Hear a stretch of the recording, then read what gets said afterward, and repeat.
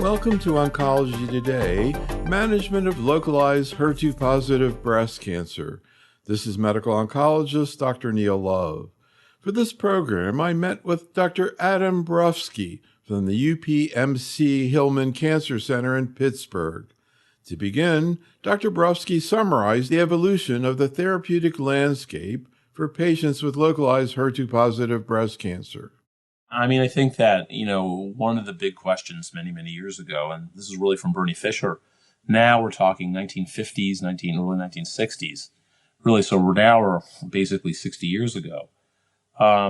Really, the questions were revolving around surgical issues in breast cancer initially, and I think that the prevailing theory, at least for 80 years, had been the larger surgery you do, the better a woman would do. So these huge, giant, deforming surgeries that were developed by Halsted in the late 1880s and really were the standard of care at many very prominent institutions in the United States.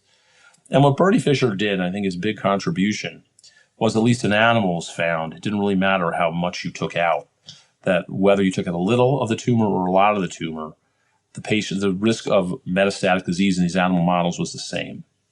And so they really were some of the first real groups in the United States, and they also did it for colon cancer as well, to develop large randomized clinical trials answering very straightforward, simple questions. Does a larger surgery, does a mastectomy, with a lymph node dissection, is that better than a mastectomy in preventing distant recurrence? Is a lumpectomy with radiation the same as a mastectomy? And they found obviously that it was.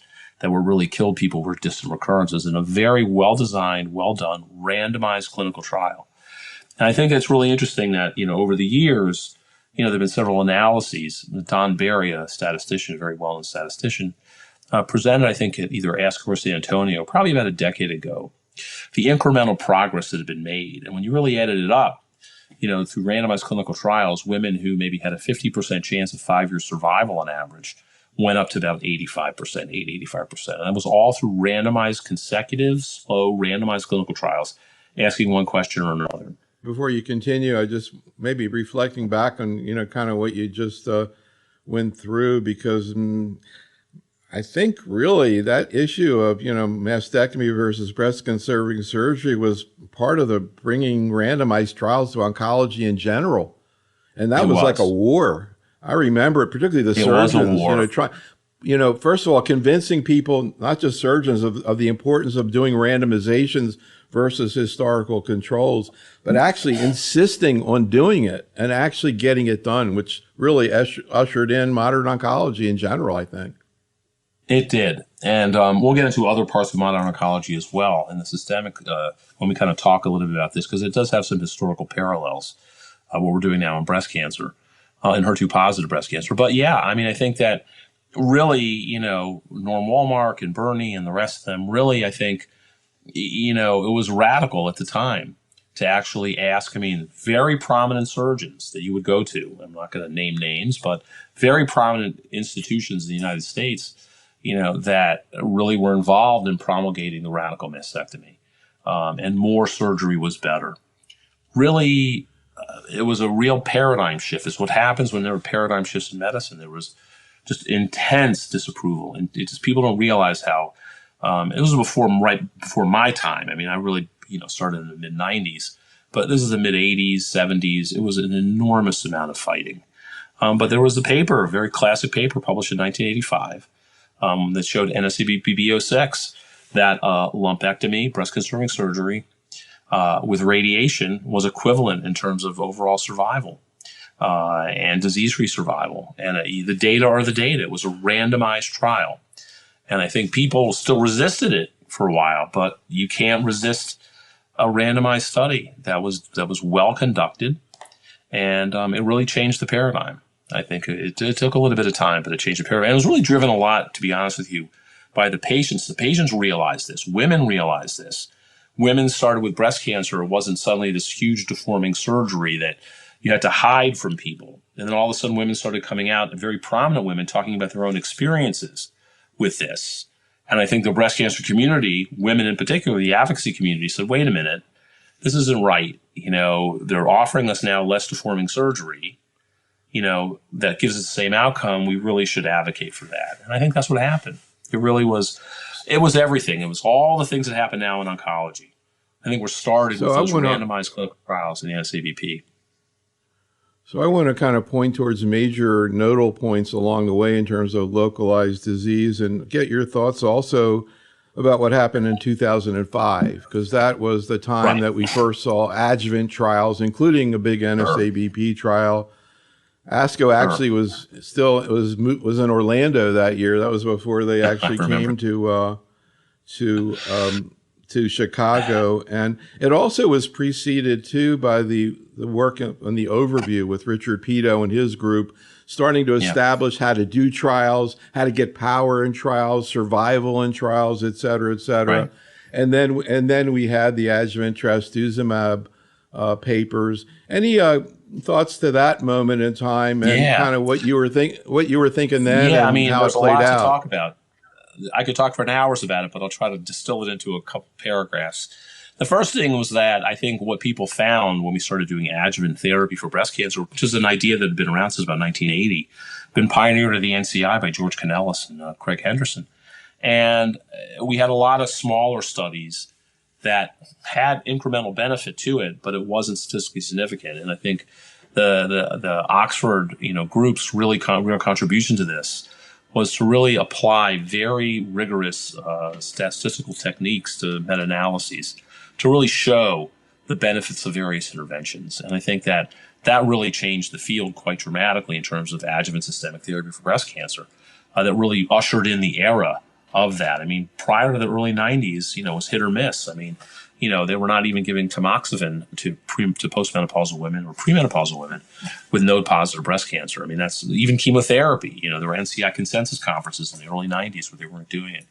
But anyway, so that's kind of that part. But I think the other part that's really important to understand, I'm old enough, that when I was a fellow, we didn't have trastuzumab or anti-HER2 therapy. In fact, when I first came to Pittsburgh, we were part of the original trials for metastatic disease. I think we put about 25 people on that study. We just missed being one of the named authors on the original papers in the metastatic setting. But I was at the meeting, actually, where they showed the data with Larry Norton and Dennis Slayman in Orlando. It was actually in Orlando also in 1997. And we just couldn't believe it when we saw this, that a monoclonal antibody actually improved survival in metastatic disease. It was just outrageous. It was amazing in a randomized trial. And I think people, we really had women, young women, who would come in particular, with HER2-positive disease. They'd blow through everything on standard chemotherapy. They'd die within a month or 2 or 3 months of finishing their adjuvant therapy, and all of a sudden they were living years and years.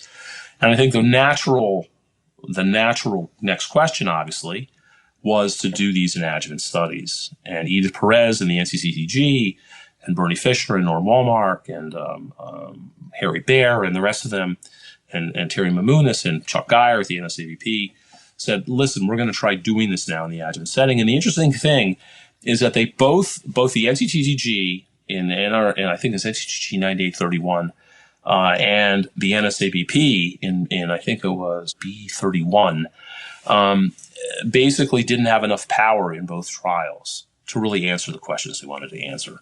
So the NCI, they went to the NCI and said, let us combine this into one analysis. And the NCI, to their credit, said yes. They said, we'll allow it. The FDA said the same thing because it was a registrational trial. And in fact, we just don't see curves like this. It was kind of like a rock concert. We all remember this in 2005. And George Sledge led that meeting. And they really talked about NCCG 9831, B31, the combined analysis showing a clear benefit. Literally, where we'll go down to like at 5 years, 3 to 5 years, maybe 2/3 of the women would be alive without recurrence, distant recurrence. It's now almost 85 to 90%. It was a 25% difference in that curve. And you knew that the natural history of the disease changed. Everybody knew it then, that it was going to change, that the addition of trastuzumab was going to change the natural history of this disease. And it was just a matter now of refining it. Obviously, the downside of it was when you gave this with anthracyclines at some point, there was a certain risk of heart failure, about 4%. And so therefore we started doing, heart screening, echocardiograms, MUGA scans every 3 months while people were on the drugs, and stopping it if their echocardiogram fell below a certain amount or a certain percentage. And I think, but it really was a dramatic change. And it's really neat to be involved in that sort of thing. We were kind of experiencing right now, just to give a sort of analogy, when we've now seen trastuzumab deruxtecan. I mean, we're seeing that same huge curve in the metastatic setting difference. It really was dramatic. And I think that you just knew you were part of history, that you knew the natural history of the disease was changed. And in fact, since that time, it has. And we all talk about this when all of us get together at ad boards or meetings or whatever and talk about it. You know, the amount of women who have relapsed disease from early stage breast cancer is just smaller and smaller and smaller. In fact, the vast majority of people now in our clinical trials of first-line therapies, at least in the United States, where adjuvant therapy is widely available with anti-HER2 agents, is most of those patients are de novo now in our trials. And I think that that's just a testament to how good adjuvant therapy for early stage HER2-positive breast cancer is. And it really was a just dramatic change. It's one of those things you always will remember in your you remember I was a junior attending. I probably was like 5 or 6 years into the business at that point. And I'll always remember that meeting. Yeah, I will too. And actually, I want to bring you up to another, I think, important nodal point. I was just flashing on the fact that you mentioned George Sledge, who ran that session where all these trials are presented. And I wanted to do I think we were doing tapes in those days. I wanted to do an interview with him. The only time he could do it was like 5 a.m. the next day. So we picked him up. And the thing I wanted to ask him, though, it was one of the most listened programs we've ever had. But the thing I wanted to ask him was he going to give it to node-negative patients? And he said, absolutely, right then and there, the day after. The other thing I want to ask you about, because I kind of want to bring it up to the present, but a key point beyond that, initially there were trials, I think Bernie Fisher, in fact, had the hope that using neoadjuvant therapy in some way was going to be better than the exact same treatment post-op. And of course, B18 and other data showed that wasn't the case. And in a way, it was kind of disappointing until December 2019, when it all started to make sense with the Catherine study. And all of a sudden, you had a model that even to this day, I'm not sure you see outside of breast cancer. Yeah. Well, I think the real issue of post-neoadjuvant therapy, I think that one thing that post-neoadjuvant therapy did do, it allowed us really to test the hypothesis that adding more or a different agent was important. I think NSABP-B27 was clearly a classic trial where they had a higher pathological response rate to giving AC followed by docetaxel. But the issue and the reason survival was modestly different if you look at the long-term outcomes. If you're premenopausal and had a PCR to the eight cycles of therapy, you did slightly better, but it wasn't really as dramatic as we thought it would be. I think it still at least introduced the concept of using pathological response as an intermediate endpoint, which has been of mixed value going forward. I think the issue really is that you needed for post-neoadjuvant therapy. So the whole idea behind neoadjuvant therapy, as you know, is that you want a PCR. If you get a pathological complete response, the one thing the trials clearly showed, regardless of how many cycles of therapy, B18, B27, what they showed, if you had a PCR, pathological complete response to surgery, your prognosis was better than everybody else's. You had about 90%, distant disease-free survival at 5 years, and even it's held up to almost 10. So that was the one major thing to come out of those trials. The other thing is, and the problem though, is that we really didn't have effective therapy for those people who, and we still to this day, to be honest with you, triple negative breast cancer, don't quite have effective therapy for the people who do not have a pathological response. This is why probably it hasn't worked in other tumors yet, because we probably don't have incredibly effective therapy for people who don't have a PCR. And I think if that therapy is developed, we'll see the signal, I think, in the metastatic setting first, and then, like we're doing in breast, push it back to the post-neoadjuvant setting. And that's what happened with Catherine. Clearly, TDM1 was better than lapatinib and capecitabine in the Amelia study, which was, again, a study that was presented in 2012. And it led to a survival advantage. And there was a trial called Teresa that was not second line, but actually third and fourth line metastatic HER2-positive breast cancer. And that led the NSAP investigators to ask the question, if there is disease left after neoadjuvant therapy for HER2-positive disease, because the standard at the time was either ACTH or TCH, There was no pertuzumab in those days. And the thing is that they said the question was, we now have effective therapy for people who've progressed through THP, or TH actually, in the metastatic setting. Maybe if we put that in the post-neoadjuvant setting, it'll result in a survival advantage. And as you know, that's exactly what happened. And but I guess the key here, though, neoadjuvant therapy and using neoadjuvant therapy as a biomarker is only as good as the post-neoadjuvant therapy you have. And that's always going to be the problem with any biomarker. And that's why I'm kind of a little skeptical about ctDNA and some of these other things, because we don't know if you have the bad biomarker, if we really have effective therapy that influences that natural history after that. That's our problem.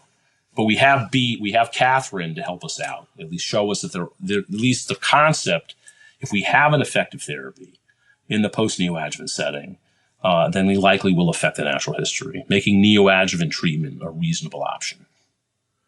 So I want to actually let you go through the slides that you prepared in the case as well to get into more granularity about the post-neoadjuvant space, so to speak. And as part of that, as I was mentioning to you, it turns out that our CME group actually did a survey 5 years ago. Matter of fact, you were actually in the survey. And we conducted a similar survey now in the last week of their usual practices as regards to localized disease, and in particular, what numbers they give to patients. Because you can argue about whether the risk-benefit ratio is appropriate or helpful to a patient or presented to a patient. But we were curious for patients who want numbers, because that's kind of what you get down to with adjuvant therapy, what numbers people were giving to patients and then how they were making their decisions. And I'm going to show you just the very top line of the same survey that we just conducted that you took again 5 years later after Catherine came out, but also because there's another post-neoadjuvant strategy we wanted to look at, which is the use of the neratinib. And, you're going to go through some of the data there, but that's another thing that we asked about 5 years ago because the data was out there in terms of whether people utilized it, how they utilized it, and whether or not in various situations related to receptors or risk of recurrence, what they did. So first, we're going to let you kind of go through the data, and then we're going to take a look at at least what investigators seem to be doing right now, and then we'll finish out where things are heading. It's interesting you mentioned MRD. We talk about that all the time, as you can imagine now. Like breast cancer is kind of getting it later than a lot of the other ones. But in one of the trials in progress that I was going to ask you about, a phase 2 single-arm open-label trial of TDM1 and neratinib for HER2-positive breast cancer with molecular residual disease, the CAN-HER2 MRD study. So maybe that's part of where things are going to be. There are a lot of really cool trials. Obviously, TDXD and tucatinib are moving up also. But it'll be interesting to talk at the end here about where things are heading. So with that, why don't we just go ahead and go through the data that you put together on the slides. Sure. And so it's kind of as I start through this, I just want to kind of make a few comments, just some general comments. And, a lot of the issue, with trying for us to kind of figure out what is of benefit and what isn't in early stage HER2-positive breast cancer is that the standard therapy works incredibly well, especially if you have neoadjuvant therapy and have a pathologic CR. You have ER-negative HER2-positive disease. With TCHP, for example, the PCR rate is in the 80s. And if you have a PCR, generally, as we've said, and we're going to show in a few minutes, your 3 to 5 year distant disease-free survival is in the 90%. And so, the issue is trying to add on to that, number one. And number two, a bunch of things happened at the same time. We had antibody-drug conjugates, we had pertuzumab, and we had HER2 TKIs all occurring in different trials.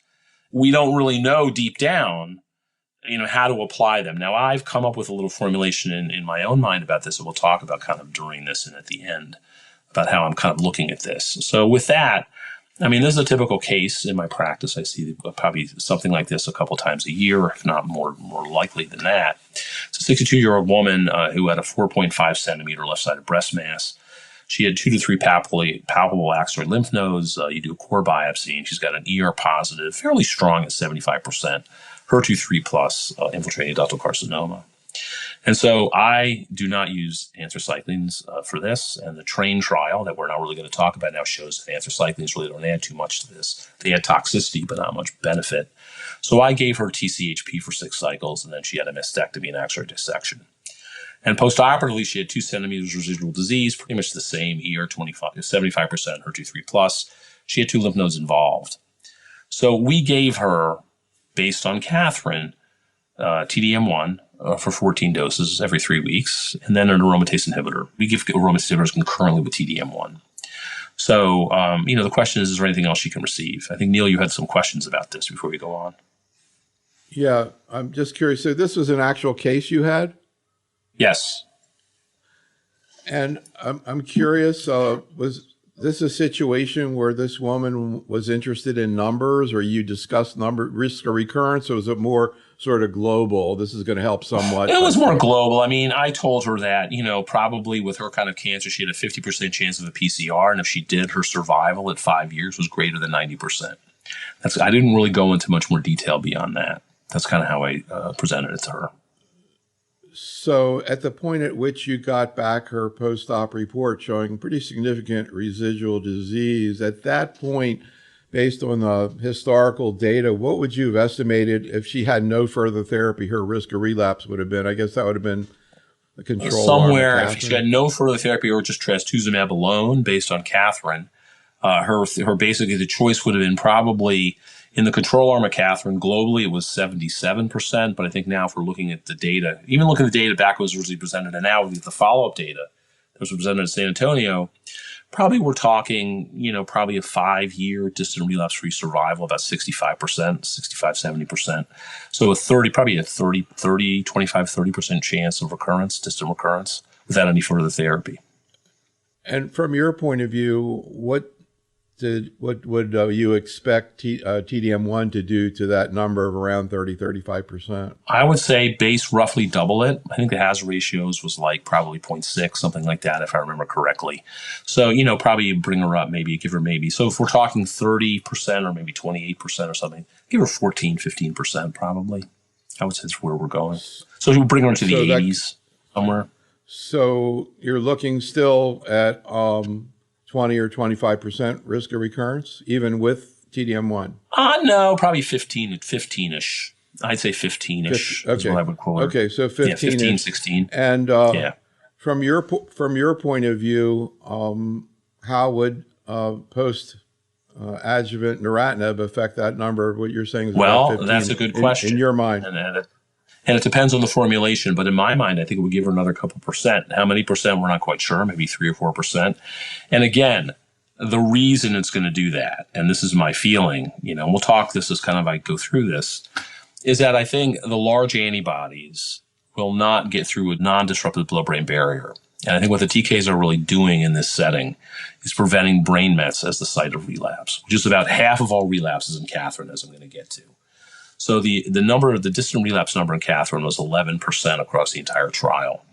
5.6% of patients on the TDM1 arm developed brain mets as the site of first recurrence. So that's half of the first recurrences were in brain. And I think that's where the TKIs are going to help us. That's my view. And I think there's some limited data, very, very, very limited data from some of the trials I'm going to talk about in a minute. But I think that's where the benefit is going to be from these agents. I don't think it's going to be really systemic. It may be systemic. It may add some systemically. We don't know. But I really suspect a lot of it's going to be preventing the brain mets. So, we do look at those numbers, and then I guess all this is kind of based on trials and hazard rates, et cetera. But when you look at her residual risk of relapse, which you said you think is around 15%, would you apply a hazard rate of 0.6, 40% reduction since she's ER positive to that with neratinib? Maybe I would think more in absolute terms. And in absolute terms, it's about 4 or 5%. I think it's about right. I would do that. I would quote her that. Yeah, I would say about 4 to 5. Relative. Relative I would say relative about 0.6. It's hard to know because, again, the trial Extenet that we're going to talk about was done in an era where no one got TDM1. Right. And so we don't know, but I think that it's a reasonable, if you believe that the majority of that benefit of that hazard ratio is going to be preventing brain metastasis. And we don't know that. So we want to know in Catherine, which we don't have, unfortunately. We don't have the data showing where those relapses were in the long-term follow-up. We do in the original one, about half of them. So if you assume it's really going to reduce the risk of those substantially, that's where a lot of that 0.6 is going to come from, I think. So really interesting. All right, well, let's go through the data with Catherine as well as Extenet. And, one of the things that we did in the survey and that we do in general, I just want to clarify to people watching or listening to this, is a lot of times what we say to investigators is just, we know there's not a perfect number. We know there's not perfect data, but what would you say to a patient, maybe an educated patient, who asked for you to give your best estimate of what that number is? So we understand that you won't know, it's not scientifically proven, but on the other hand, at some point you have to have a number in your mind in order to, figure out a risk-benefit equation. So right. I'm going to kind of keep that in mind as we go through these slides. Sounds good. So anyway, let's go on. So this is the Catherine study, and I think that people, are very familiar with this, but if they're not, they're patients who had prior neoadjuvant therapy, had to at least have 6 cycles and a minimum of 9 weeks of trastuzumab. And if you had any residual invasive tumor, it could be as low as T1A, which is less than 5 millimeters. And you had to be randomized within 12 weeks of surgery. And you're randomized 1-to-1 to TDM1 every 3 weeks to complete a year, or trastuzumab as a single agent every 3 weeks to complete a year. This is before, actually, the pertuzumab era. And the primary endpoint was invasive disease-free survival, but they had a bunch of secondary endpoints as well in the study. And this is the primary analysis, as we had talked about at San Antonio. I think it was presented at San Antonio in 2018. This is data actually was presented by Chuck Geyer when he updated it, but this basically was kind of, I think, presented at San Antonio late 2018 with a cutoff of July of 2018. But you can see here, there was an 11% improvement in invasive disease-free survival with kind of a hint of an overall survival benefit that wasn't significant. I think the interesting thing is when we stretch this out now to 8.4 years, this is the final analysis that was pre-planned and pre-specified. This is going to be the final analysis. It was event-driven. But what you can see here in terms of invasive disease-free survival, the absolute benefit now is 13.7%. And what you can see here, while it was 88% in 3 years, there's still 8% of the patients still relapsed. And the question is, who are these people? I suspect a lot of them are ER positive, HER2 positive. I suspect many of them had brain metastases. Again, we really want to know who these people are. And hopefully the NSABP will at least do some follow-up analyses of these data. Even though this is the final survival analysis, the hope is that we get some more data, at least on the types of metastases that happen, because that will help us a lot when we do this. And I think what was really important here is looking at invasive disease-free survival, looking at the actual subgroups, because I think there's a lot of question, specifically in these groups with a residual disease of less than 1 centimeter negative axillary nodes. And the feeling was, wow, these patients do so well. Why do they really need another 14 doses of TDM1? We get, arthralgias, you can get LFT abnormalities. Why do it? But in fact, if you look at the invasive disease-free survival with trastuzumab alone, it's 77% roughly versus about 86%. So there is a benefit of about 9% here, which is similar. And the benefit really occurred regardless of age. As you can see here, the patients that were N3 did worse. They still even did worse, believe it or not.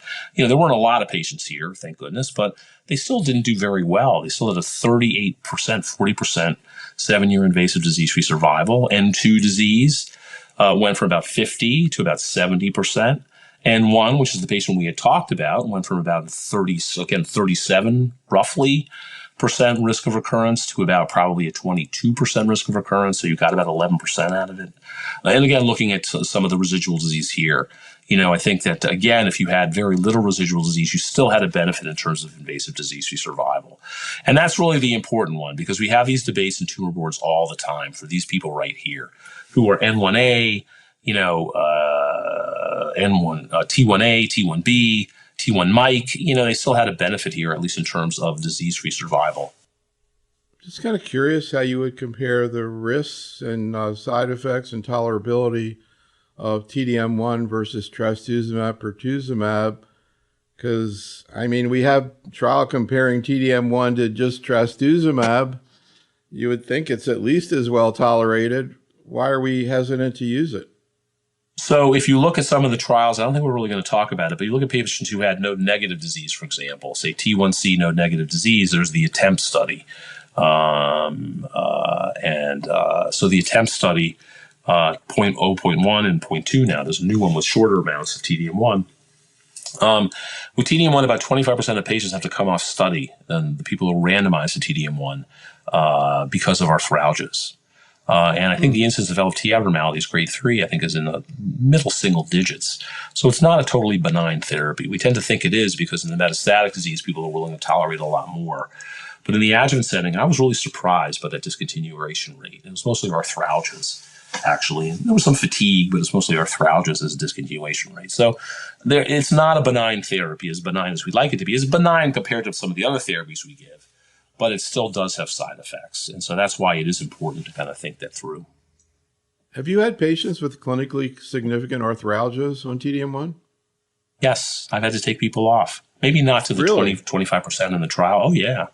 I've had to take a number of people off. I mean, I'll tell you, probably in my practice, 1 in 8, 1 in 10, something like that have to come off. Yeah. But the interesting thing is, but remember, just we're going to talk about a trial that we're not presenting here. But when you look at the ATTEMPT data, what you find is that at an intent to treat analysis, even if you stop it after 6 or 10 cycles, they still do well. The patients do well. That's the kind of rationale behind doing ATTEMPT 2.0, which is really 6 doses of TDM1 instead of 14 to see if they get the same benefit. And I bet you they will, to be honest with you. So that's kind of, you do see it. It is clinically significant. If you see enough patients, you will see it eventually in people. So let me keep going on here then. So this is the overall survival analysis. And so initially there was a small benefit, but you can see you're out at 7 years, which is still dramatic, just telling us how good our therapy is, that 90% of the people are still alive. But there is a benefit, an absolute benefit of almost 5%, 4.7% at 7 years, and a hazard ratio of 0.5. And I think this is enough to suggest long-term that this really does help, even in an era where we can rescue people with very effective therapy for metastatic disease.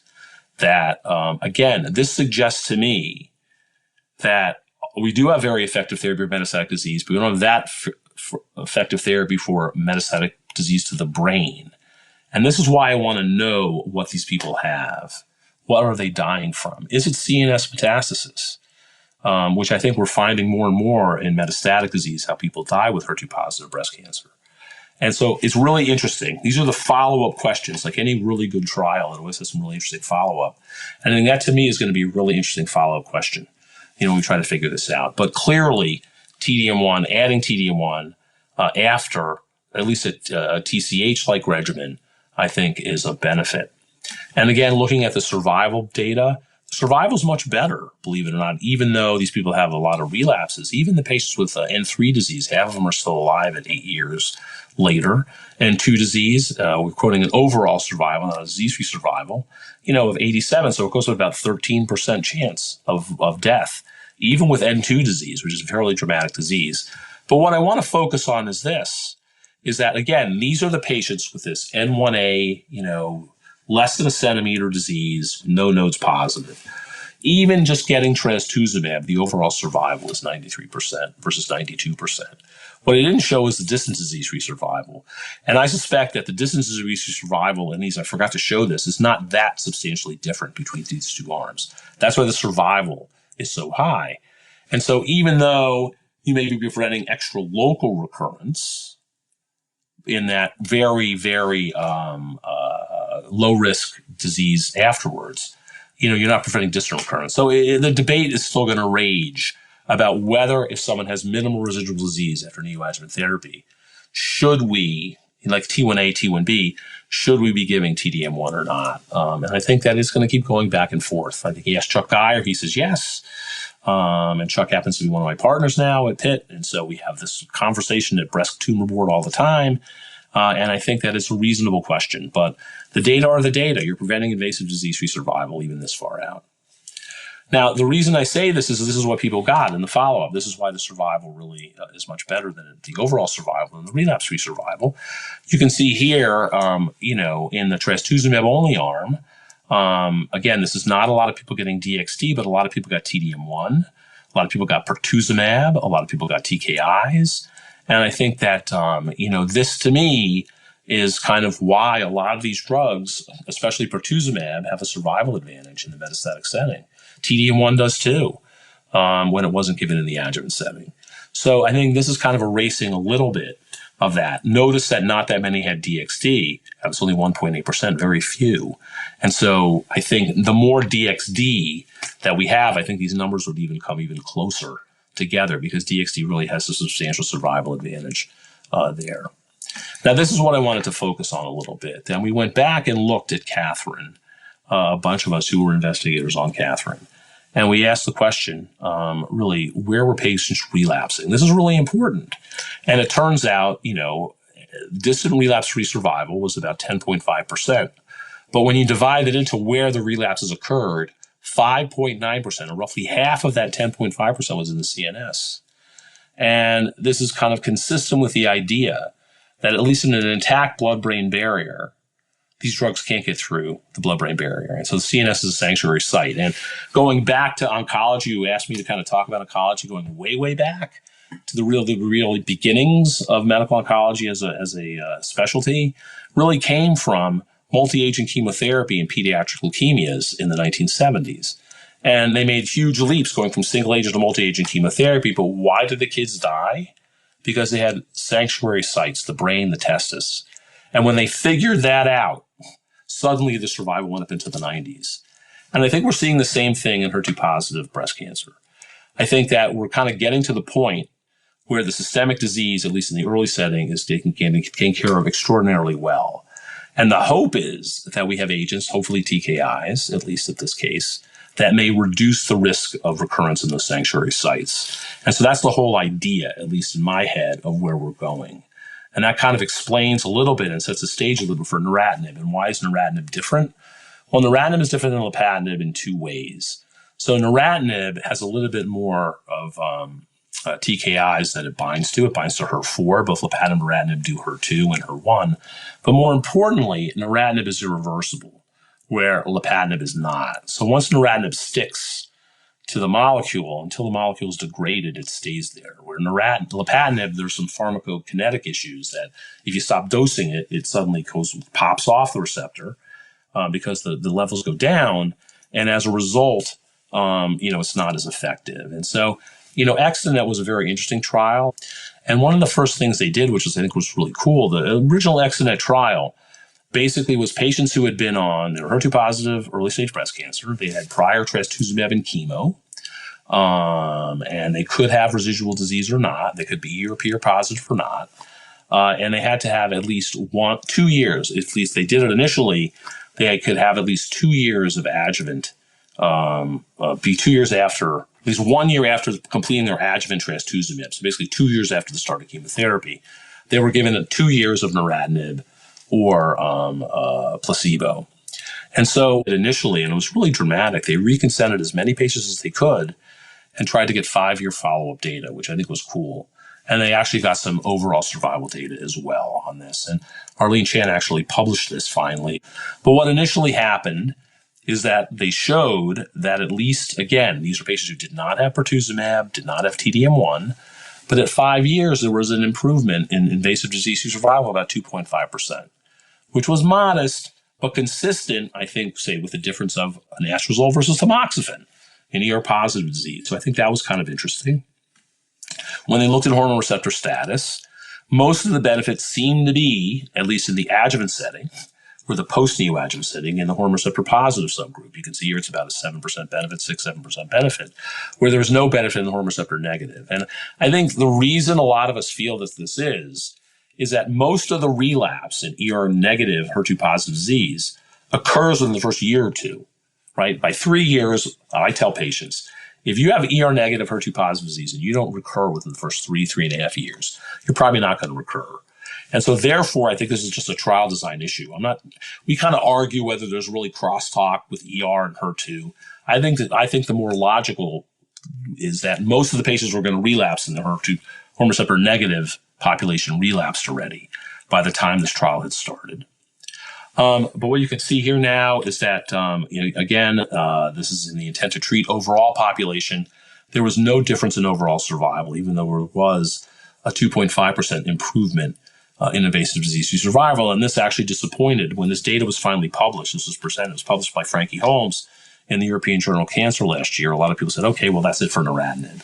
There's no benefit in the overall trial in survival. All we're doing is preventing recurrences, but I guess we're rescuing them another way.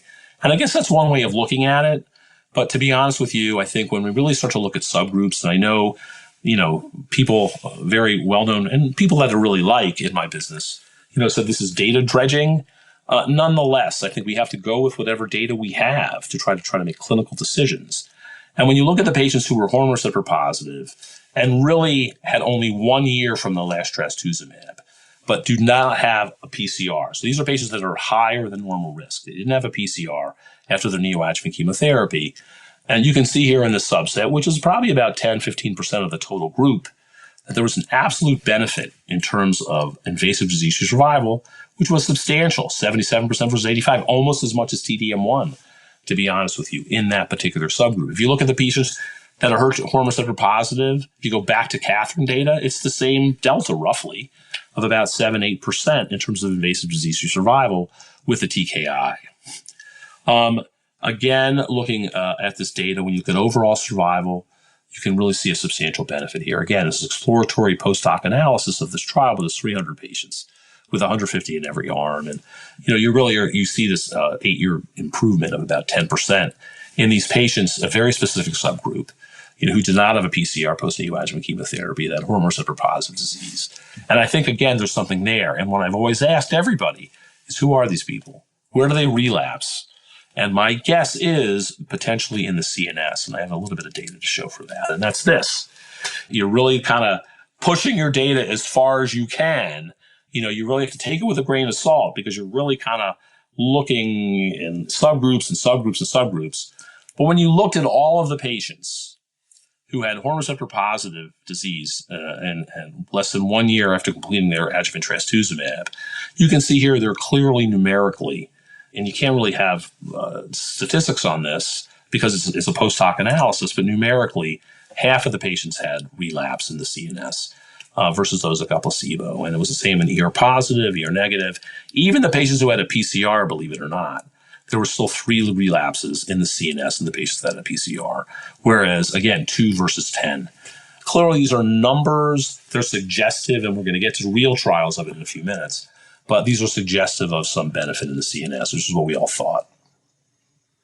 Yeah, I was kind of flashing back on what you were saying about hormone receptor positive and negative. And so if the issue really is that, I guess what you're saying is potentially it could be effective in people with ER negative, HER2 positive disease, but you need to give it earlier. That by the time, if you wait, so, because it was interesting, that trial that I was just telling you about with using MRD and all, they start the neratinib midway through TDM1. They don't wait to the end, which is kind of along the lines of what you just said. Does that make sense? Right. It does. And I think completely. Also, you got to start it earlier. Well, I mean, you could, I think there's a tucatinib plus TDM1 trial. We're going to talk about that. That's Compass RD. That starts right at the beginning. But again, that starts right at the beginning. It's TDM1, Compass RD. You have residual disease. You could be ER negative, ER positive, residual disease. You get TDM1 with or without tucatinib. That is absolutely correct. And that's going to answer this question once and for all in a randomized trial. The hints that we have here from Extenet. Can you imagine the number of people over the years that I've asked about the ER positive thing? Probably, I'm sure, including you. And it certainly could be my memory, but I swear I do not remember anybody bringing up the issue of early relapse. And it makes total sense. I did. I definitely did. I mean, because there was this whole theory floating around of the hormone crosstalk. There's all this hormonal crosstalk stuff. And now people don't believe that anymore?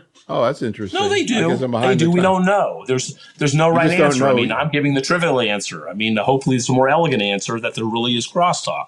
But the trivial answer is everybody relapses in the ER negative disease. We'll know Compass RD. The nice thing is Compass RD is going to answer the question. That if we have those ER negative patients that get neratinib or tucatinib in this case immediately, we'll know almost immediately. Yeah. Just out of curiosity, I know I'm sort of, talking about stuff you're going to talk later, but I can't help. I'm interested. Any Sure. reason to think the CNS activity of neratinib would be different or better than tucatinib? No, I think that it turns out when you look at the binding affinity of both the IC50 of both, it's the same. Actually, what the real problem is that neratinib is a little bit more promiscuous for HER1, and there's a lot of HER1 in the colon, and that's why you get diarrhea. And really, I view tucatinib as neratinib without the diarrhea. That's the best way I can say it. Both of them clearly are better than lapatinib in terms of IC50 in animals. And so, and in humans, in animals, you can tell the effective dose in cell culture, and you can achieve those doses both in neratinib and tucatinib. So, clearly, I think that's probably the biggest difference between the two, if I had to take a guess. Anyway, and the trial was designed a little bit differently. The HER2-Climb trial was designed. I think the way that NALA, which we're talking about the metastatic trials, should have been designed, but it wasn't because, again, NALA was designed in 2012. We didn't even know about any of this other stuff back then, so it's not a surprise. Anyway, so this patient starts on neratinib 240, and we give her loperamide and cholestyramine, a bile acid binder, because one of the theories was that, it's very similar to bile acid diarrhea, so this cholestyramine was used with some success in the control trial. We're going to talk about it in a minute. I start people simultaneously on an anastrozole. Actually, I start the anastrozole during the TDM1 part. But she has 8 loose stools per day, and 8 loose stools means grade 3 diarrhea. Just for those fellows that are listening to this, 2 to 7 is grade 2. Anything over 7 is grade 3. And we give her loperamide, maxiraton loperamide was, I think, 4 or 6 pills a day. And so what do you do in this patient? That's really the question. And so we go in back and look. And so this is interesting. This is data actually I think this is actually from Extenet, if I'm not mistaken. Or it may be is Extenet. There's also a bunch of trials that were done in the metastatic setting, like NALA. And initially, people didn't really realize the amount of diarrhea that neratinib caused from the HER1 binding of it. And so loperamide prophylaxis was not initially required. And because it wasn't, the incidence of grade 3 diarrhea was very, very high, about 20 or 30%. I think that when people started intensive loperamide, they altered, for example, the NALA, the metastatic trial, to add loperamide that was cut in roughly half the incidence of grade 3 diarrhea, but still was 17, 18%. It was still high. There wasn't really QT prolongation. I wasn't worried about that. The really big one here with neratinib is the diarrhea. I mean, sure, there's theoretical interstitial lung disease, there really wasn't a lot of cardiac AEs at all. It really was the diarrhea was the big problem. And that's how it got the bad rep, I think, amongst clinical oncologists. As I've always said, I think a doc will look at a clinical trial and try something new based on all the clinical trial data or what they've heard at ASCO or San Antonio Review. But in the first couple of patients, if the patients are miserable, the doc is turned off against that drug. It takes a lot to get them to go back to that drug. I say this to people all the time. And I think that's probably why neratinib got such a bad rep, because the diarrhea without prophylaxis was very severe. I mean, you're talking 20, 30% grade 3 diarrhea, which is 8 stools a day. That people are just pretty miserable on that. And so, a lot of us kind of were thinking about this about 8 or 9 years ago. And I think that this was the design of the control trial, which basically was taking neratinib and trying a variety of strategies. The first one was a bunch of prophylactic strategies, basically using continuous loperamide, adding budesonide. Obviously, everybody get loperamide PRN, but either loperamide up front, budesonide, which is an oral steroid used in inflammatory bowel disease, cholestyramine, a bile acid binder, with continuous loperamide or cholestyramine by itself. And then finally, I think the most important to me parts of this, and the ones that turned out to be probably the right way to do this, they use 2 different dose escalation strategies instead to try to get people kind of tachyphylaxed to the diarrhea in the colon. And I think this was a really nice idea. It really was approaching the biggest side effect of this. And again, this is the dose escalation that was done. I think people eventually settled on. And I'm going to show you the data in a minute. It was 120 for the first week, 160 for the next week, and then 240 starting at week 2. I kind of go a little slower than this in my practice. I tend to do this for like a week and this for 2 weeks. And everybody has their own kind of difference on it. But the bottom line is to slowly escalate it over a period of a couple weeks before you get to the total dose. And again, looking at this, what you can see, I think the incidence of grade 3 diarrhea, with both of these dose escalation strategies here, you can see here the incidence went down to 13%. And to be honest with you, when you look at the data from HER2-Climb, 02 and 01, the incidence of diarrhea for grade 3 is still about 10 or 15%, believe it or not. It's maybe a little bit shorter, but I think that the cumulative incidence of days of diarrhea of grade 3 was 2.5. The number of dose holds were less, discontinuations were less. And I think people have really settled now on this dose escalation strategy, because if you dose, budesonide probably is okay. Cholesterol is an interesting drug. If you give too much of it, you end up getting constipation, and then the patient's all messed up. So it's not an easy drug to really dose in this setting. So I really think the dose escalation strategy probably is the best way to do this. I think most people have settled on. And again, looking at the strategies, you can see most of them worked, but generally, really within that first month is where you get all of the diarrhea, especially, if you use paramide by itself. But you can see here, discontinuation rate really went from about almost, 17, 20%, down to about 3% of patients discontinued. And almost no one discontinued once they got through the first month. And the rule of thumb I always tell people is that about 90% of people you'll be able to get through neratinib using this strategy. 10%, no matter what you do, are going to have to come off. And I think, to be honest with you, if you're using tucatinib, when we finally look at the data from Compass RD, I suspect we're going to see the same thing. But we'll see. We'll see. You don't know until you actually do the trial.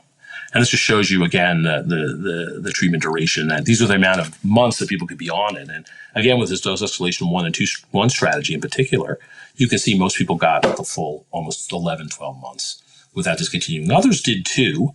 But again, some didn't. About a quarter of patients, you can see here, the quarter of patients with all these other strategies of this dose escalation 1 strategy really tended to, you can see here, budesonide, maybe they did it, but cholesterol, loperamide,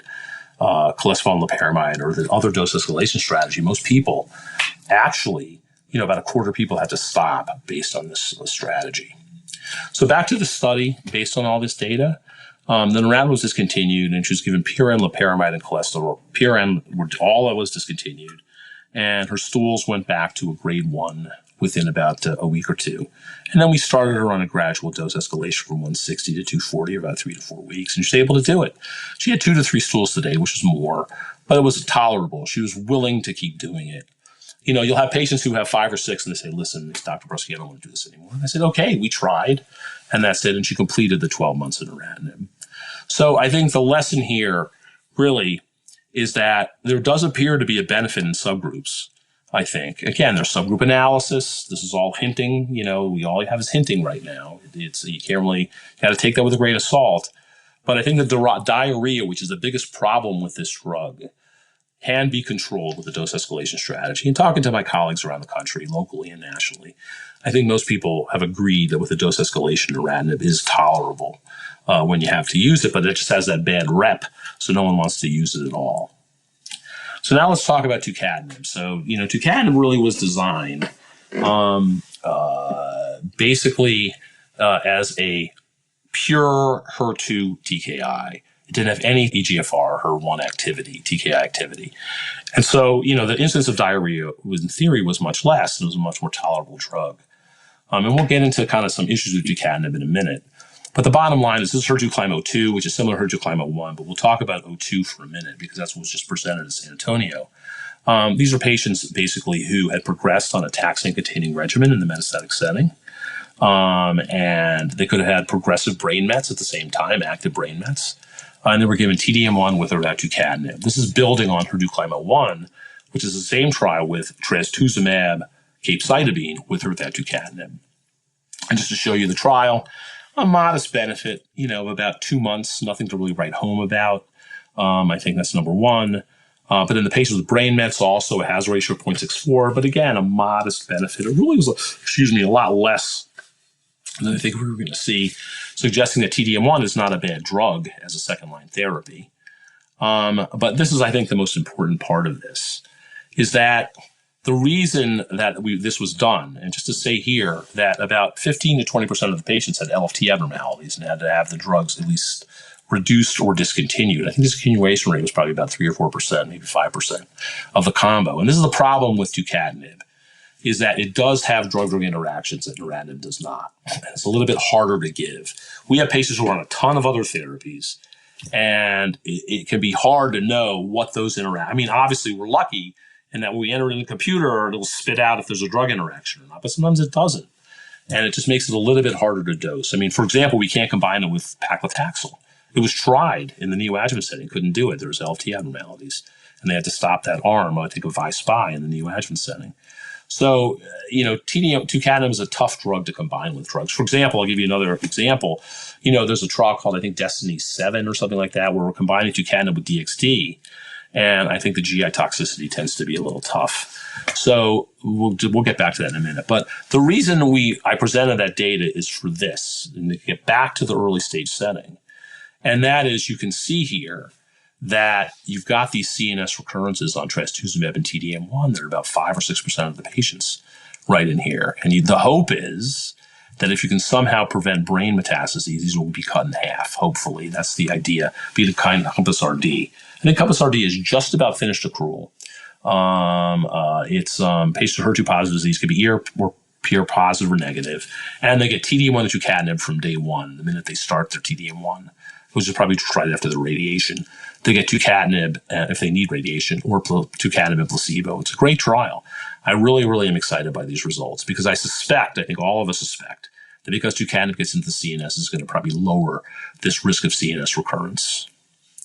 So let's talk about another case here. This is a 51-year-old woman, has a large left-sided breast mass, about 6.5 centimeters, the palpable axillary node. You do a biopsy. It's ER positive, 40% PR, 10% HER2 3+. Again, we give her TCHP times 6. She has a mastectomy, in this case, because she has a lot of disease and just didn't really want to worry about that in a sentinel node biopsy. And she's got a small amount of residual disease, 5 millimeters of disease, still ER positive, HER2 3+, and a sentinel node that's involved with a micromet. It's not a ton of disease, really not a ton of disease.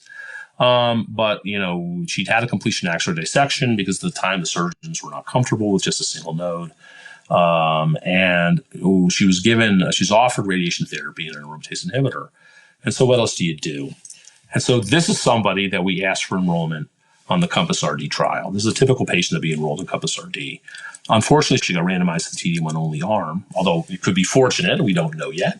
But she got randomized to the TD1 only arm. We gave her chest wall RT and started her on an anastrozole and her TDM1. And the question is, to ask yourself, you take her off trial, and do you believe in neratinib enough to take her off study? And the answer really should be no. I think that this is a trial. Although this is somebody potentially who could get benefit from neratinib. We just don't know. And we're in this era where we've got this hints. And again, these are hints of data that suggest benefit to neratinib, but it's not real yet. These are all retrospective analyses. It could be wrong. And I think it still is very reasonable to keep someone on Compass RD. If you have that available, I think it's a reasonable first thing to do. And if they get randomized to the TDM1 arm, there may or may not be enough evidence, depending on who you talk to switch them to neratinib. I think it's a really tough question. So again, I think that to kind of summarize everything that I've said here, I think at least for now, TCHP is the standard. I think we really have moved away from anthracycline-containing therapy. I think the TRAIN trials, which were comparisons in the neoadjuvant setting of TCHP to ACTHP, show identical 3-year event-free survival with more toxicity, especially cardiac, with the anthracycline. So most of us have really but have congealed on TCHP as a standard regimen. I think that we didn't really talk about this, but I think the ATTEMPT trial and APT trial show us that I think for the T1C disease and 0 disease, I think TH or TDM1 by itself are reasonable. Although there's not a lot of TDM1 use, believe it or not. I'm sure you guys have seen that in your polls. Even though we have ATTEMPT 2.0, most people give TH in this setting for a T1C disease, which is really interesting because I think TDM1 is out there. It has good data, but no one seems to use it. I think clearly now the data we've seen from 2013 that post-neoadjuvant TDM1 has clear long-term benefit with residual disease. I think there's no doubt about it. It is the standard of care. I do believe neratinib does have a benefit, have a role as extended adjuvant in higher risk HER2-positive, ER-positive disease. I think it's a substantial benefit. I think the typical patient who we give TDXT to or TDM1 to in the post-neoadjuvant setting still has an 11% risk of distant recurrence at 3 years, and it's even more. I mean, it's more like 20% almost at 7 years. And I think that you have something that has at least a clinical basis, even though again we don't have pertuzumab, we don't have TDM1, and we're going to have to kind of argue, as you said. You said to me initially, what do you do with someone who does a lot of this in the absence of data? This is just my way of interpreting it. It may be wrong, it may be right, but I think neratinib does have something there. But clearly, I think Compass RD is going to answer the question once and for all. But the problem, of course, is that we have another trial called NSCB-60, otherwise known as Destiny Breast 05, which in the same setting gives TDM1 versus TDXD. So residual disease, it has to be a little higher risk residual disease. You have to have node positivity to get on the study now. And so they're looking for a higher risk disease. But if you have nodes that are positive in the post-neoadjuvant setting or were present before neoadjuvant chemotherapy, you go on B60. I think it closed, it finished accrual. But the thing is that in that trial, it's TDM1 versus TDXD. And so we're going to have two trials that are announced roughly at the same time without a TKI that may present CNS recurrence. So we're going to have B60, which is a different ADC, and we're going to have the addition of a TKI. And what happens if they're both positive? What do we do? Let us hope they're both positive so we can have that decision. But that really is, I think, where the cutting edge of this business is right now. So I wouldn't be betting against TDXD in terms of efficacy, but have they reported on ILD yet? No, I don't. They haven't. I think they'll hopefully will report some toxicity at some point. The NRG is I think this is mostly an NRG Foundation study, if I'm not mistaken, and they're very careful about how they do their reporting. And I think they wait for very specific times to report their endpoints. So I don't know if they're going to, if there was obviously a safety signal, they would have stopped the trial. If there was too much ILD in the experimental arm, I think they probably would have halted the trial. I know they have an independent DSMB. I'm sure that would have stopped. The trial just closed to accrual a couple months ago. So, and it's probably been open for a couple of years, a year or two. So I think a lot of people have already had it by now. And if they saw a huge signal, I think they would have closed it already. So thankfully, with intense monitoring, I suspect, hopefully there's not that much, really bad, like grade 2 or 3 or 4 ILD in the experimental arm.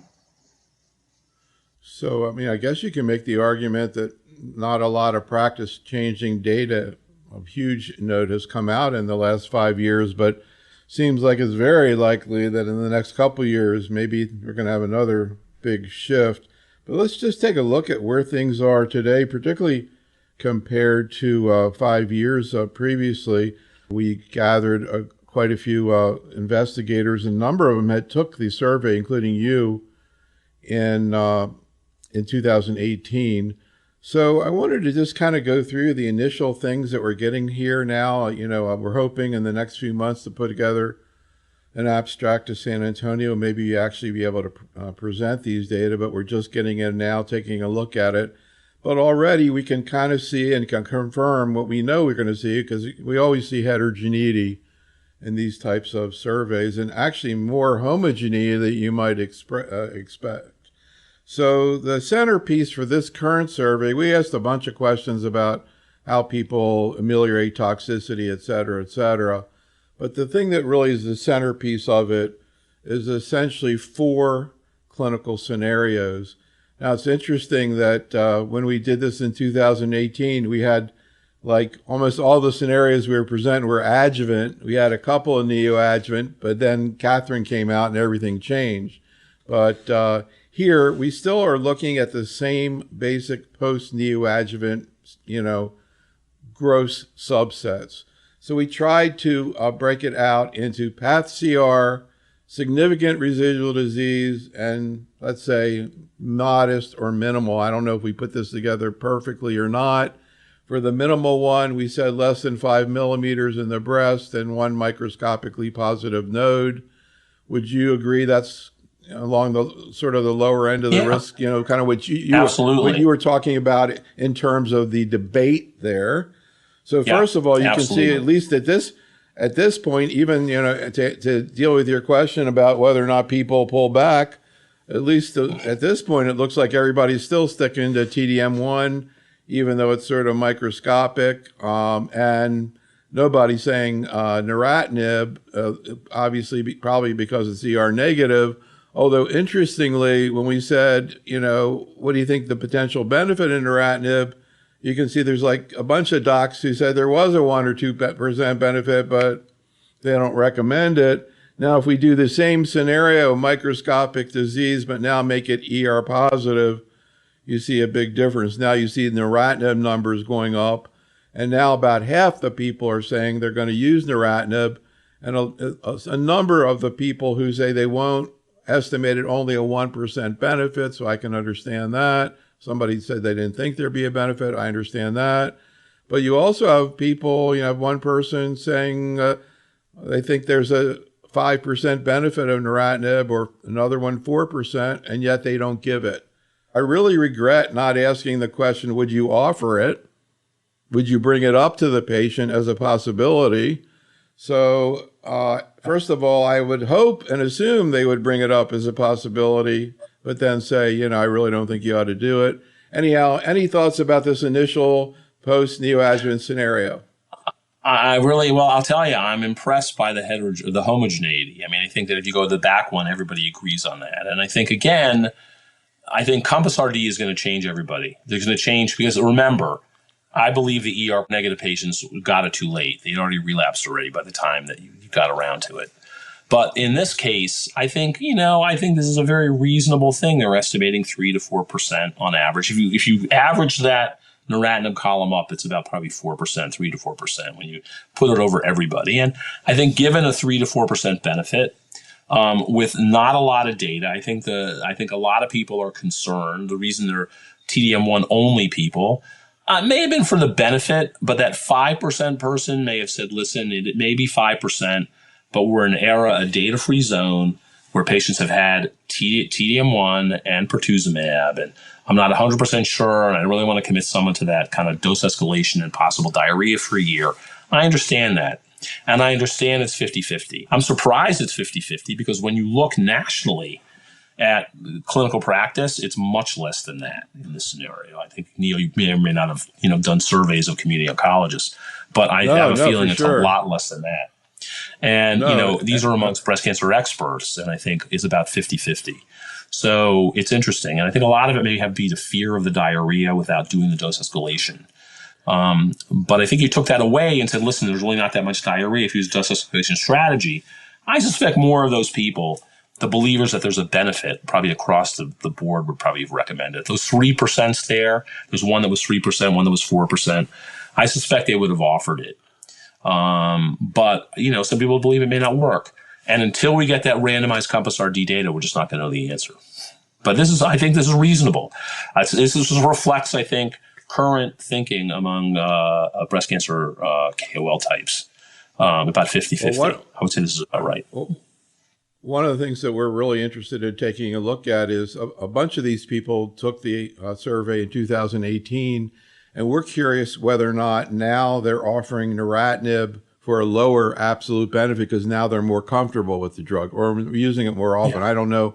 We're going to try to take a look at that and compare. And then the other scenario we asked about is PathCR. When you think about it, even though Catherine was a fantastic advance, I mean, it actually really only improved the outcomes of about half of the people who get neoadjuvant therapy, right? Correct. That is exactly right. You still get people who get brain mets. That is right. So and the other thing I would say as well.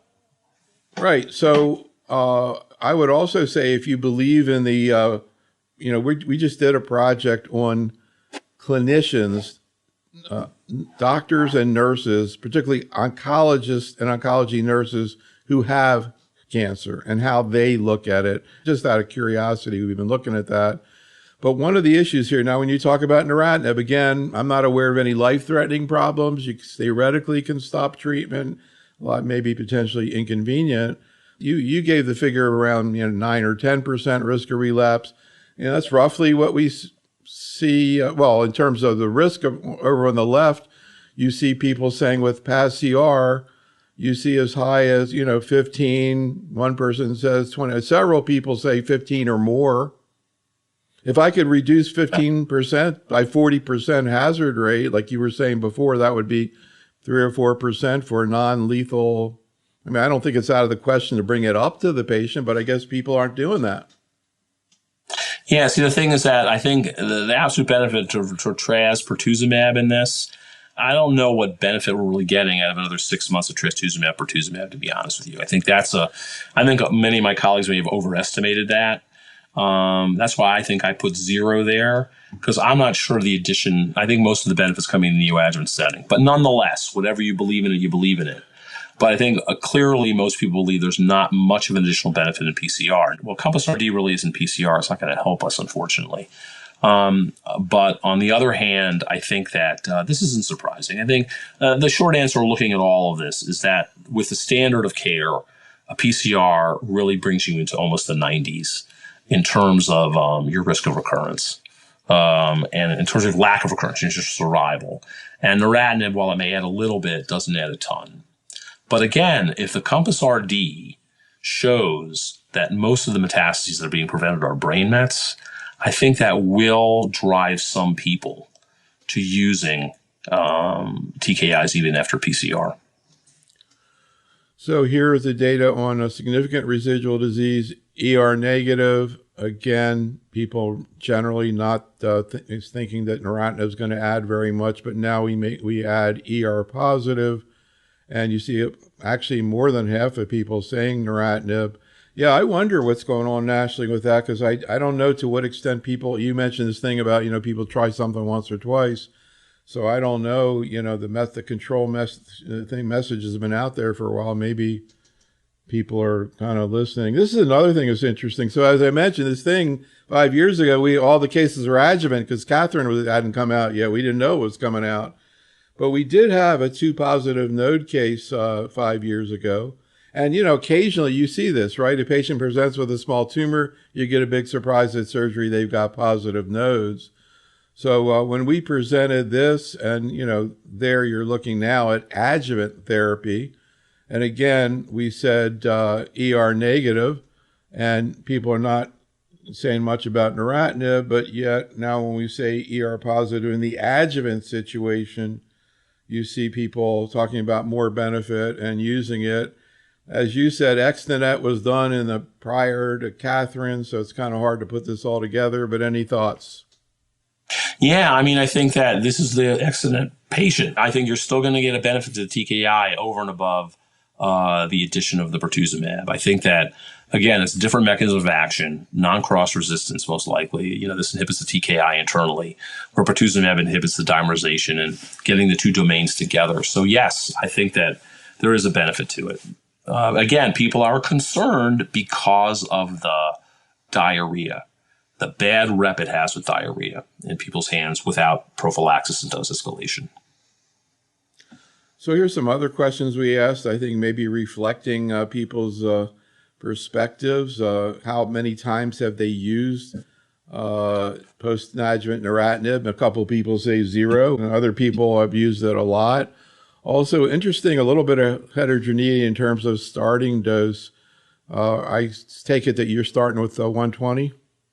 Yeah, I mean, I do 120. Even though it's 160 on the label, I start at 120. And I think generally people tolerate it. And you were talking about ctDNA, and I was kind of flashing on what would happen if you did ctDNA just prior to starting neratinib. That trial I was telling you about, I think they do it either post-op or they do it earlier. But, of course, you can order it now. That doesn't mean that right. You know what to do with it. But and a lot of people in breast cancer are saying they're not even going to do it until they see more data. I'm going to guess you're in that camp. Yeah, we need a de-escalation trial, unless a patient brings it up to me and says, listen, I really want to do this, People are doing all sorts of stuff. I've had a person who did a whole body MRI recently, for Wow. $2,500. I don't know what to do with that data, and she wanted to do it. She flew down to Miami, actually.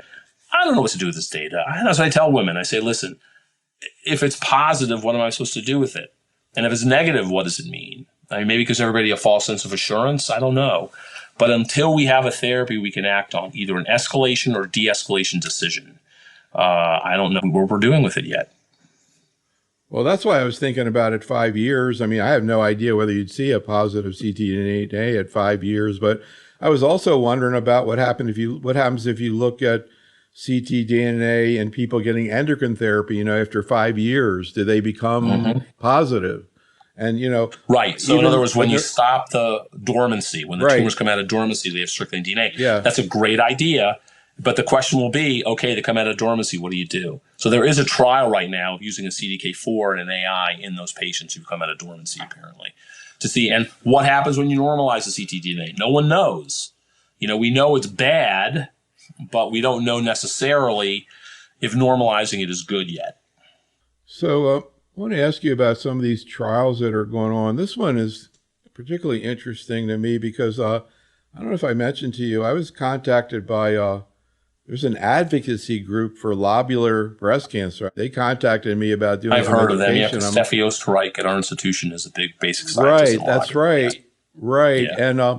And the thing is, I sort of understand that, everybody tells them, oh, you have ER positive, HER2 negative disease. And then they go look it up and they go, yeah, but it's this and this. And why aren't there trials just looking at lobular? This is one of the first trials I've seen focused on lobular, I guess, because you see HER2 mutant for some reason in these patients. Yeah, it's higher. So normally it's about probably 2 or 3%. In lobulars, it's over 7 to 10, between 7 and 10%, depending on the trial. So it's about triple that of all comers. So yes, it does seem to be concentrated. And in fact, it is a sign of poor prognosis in lobular if you're HER2 mutant. So for a higher risk of relapse. I remember that Dr. LaRusso brought up HER2 mutant at the HER2 low presentation a couple years ago at ASCO. Have you seen anybody with breast? You see it's common with lung. And in fact, TDXD is given for HER2 mutant in lung, but what about breast? Right. Breast, it's not that common. Again, it's all comers 4 or 5%. You got to screen about a couple hundred people to get maybe 10 or 15. That's the problem with all these studies. This concludes our program. Special thanks to Dr. Brufsky, and thank you for listening. This is Dr. Neil Love for Oncology Today.